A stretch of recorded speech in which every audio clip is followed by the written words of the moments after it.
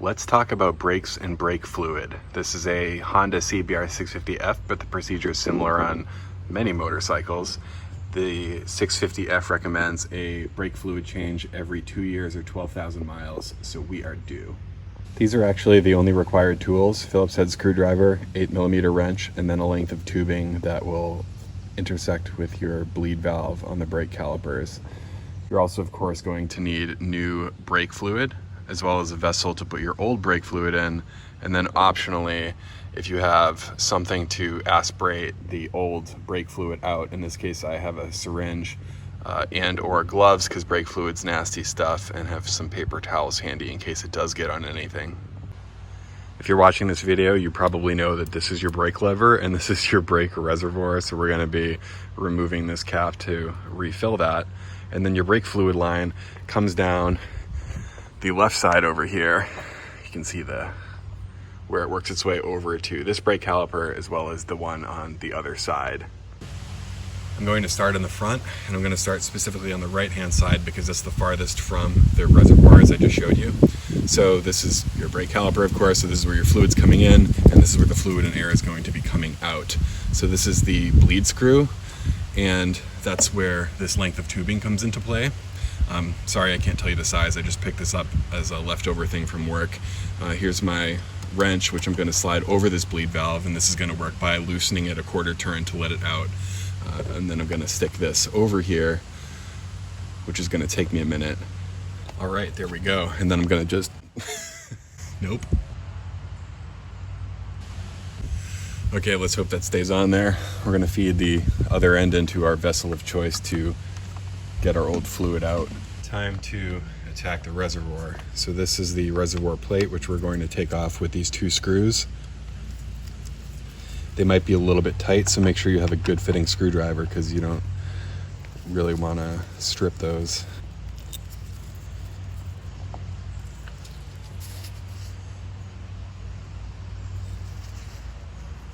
Okay, with that gone, this is called your set plate, and then it has this rubber diaphragm underneath, and I'm going to very carefully swing that out of the way over this paper towel. This brake fluid actually looks gorgeous because we maintain our bikes properly. Pay attention to the level that it's starting, because that's where we're going to want to end up. In this case, I have my handlebars straight, and it's right over the top here of whatever this ridge is. It's normal to have some fluid all up here in between your diaphragm and the plate and everything, so I disassembled that and dried it all up nice and good. Since this is all old fluid, I don't want to waste my time flushing that through my whole system, so this is where the syringe is going to come into play, and I'm just going to aspirate this very carefully from the reservoir and put it into my waste container. I do not want to go below the level of the hose over here, so I'm just going to go right up and then stop. Just top that off with brand new brake fluid that matches what was already in there from a fresh container. Very hygroscopic, so you don't want to use an old container.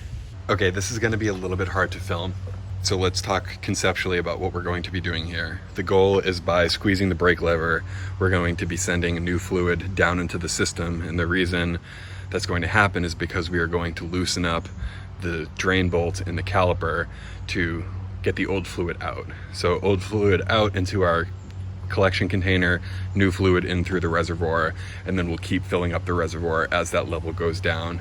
So it's going to be sort of alternating squeeze brake lever, open up drain bolt, close drain bolt, release brake lever, and then that way we're hopefully not introducing air into the system while we're doing it.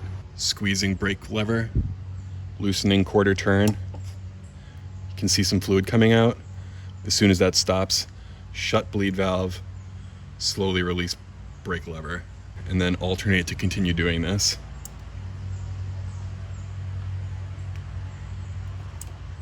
Squeeze brake, open drain bolt, close drain bolt, release brake lever, repeat.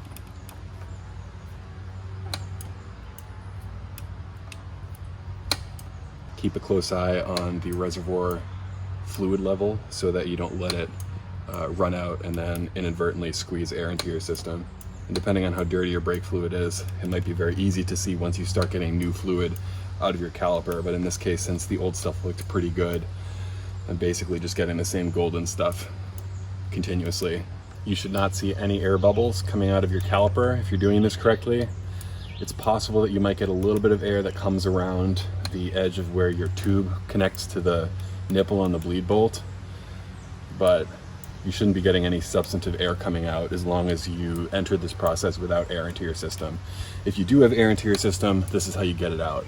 I have sent almost a full reservoir through, so I'm going to top it off again and continue a little bit. Again, because my fluid looked pretty good, it's really difficult to tell when you've gotten all of it through your system, but I'm just gonna go overkill because I got a lot of this brake fluid, keep sending it through, and then move over to the left side front caliper and repeat the process.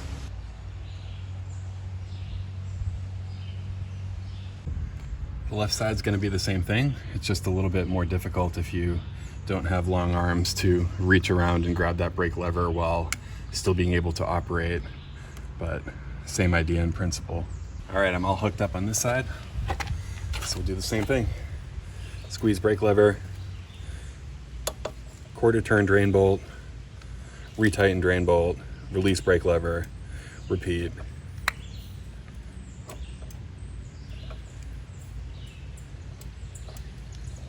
And in this case, since we've already thoroughly drained from the right side, we're really just draining the little bit that's separate from the bifurcation, so we don't need to do nearly as much as we did on the right hand side.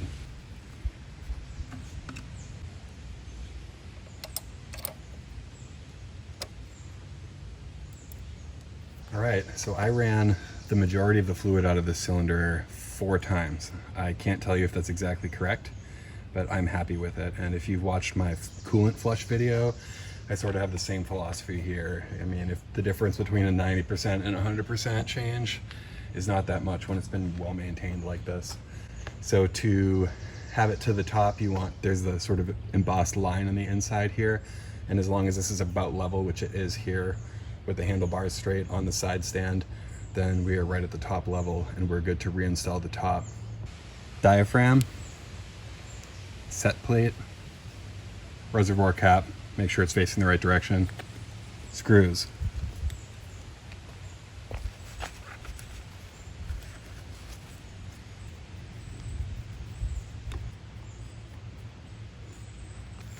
You do not want brake fluid on any paint. No squishiness. The rear is actually a little bit easier since we have everything closer together. This is the reservoir for the rear brake fluid, and then obviously your rear brake lever and our single bleed point. Obviously there's only a single caliper in the back.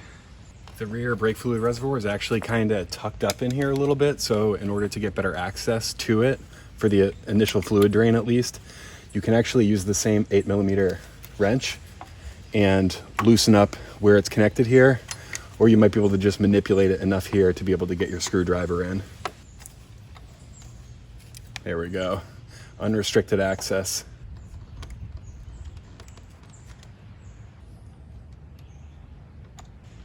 So similar setup here, reservoir cap, set plate, and diaphragm.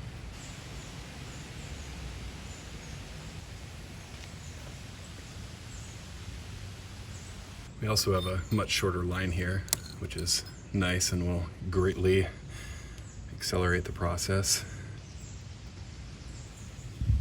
Push down the brake pedal, open it up, close it up, release brake lever, repeat.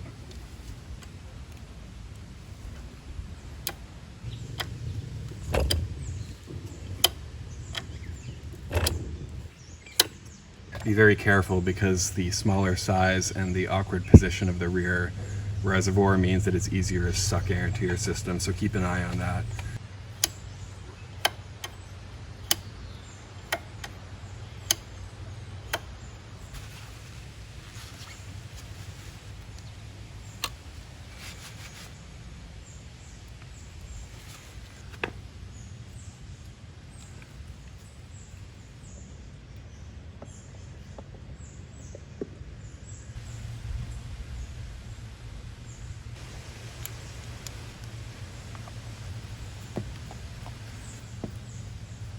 It does remind you to clean filler cap before removing if your bike is dirty, to avoid getting more crap in there. And if you do find that your brake fluid was neglected and there's some crap in there, then definitely once you aspirate the source reservoir fluid, go ahead and clean out the inside, but I didn't need to do that in this case. All right, that is a brake fluid change on a Honda CBR650F 2014 model. This is a pretty serious operation. It's simple, but the consequences of doing this improperly are significant. So make sure you do thorough brake tests and you really make sure that the air is bled out of the system. Also, keep in mind the first time you do this, you're almost definitely going to get brake fluid all over the place. It happened to me the first time I did this, and that's why I didn't make a video the first time around. So just be aware of that and be prepared. I'm about to take this for a test ride and see how these brakes are functioning. I ended up using just under 1 bottle of this brake fluid. Again, I'm not sure that I actually got 100% out, but I think I got the majority, if not all of it out. So I purchased 2, but ended up only using 1. Oh, one more thing. Do not buy a Mighty Vac. They suck. The pressure and vacuum doesn't make it any easier. It just makes it more likely for you to introduce bubbles and spray it all over the place. So that is what I say. I tried it and I ended up returning it. That concludes today's tutorial. I hope this video helped. Don't forget to like, comment, and subscribe if this helped you. See you next time.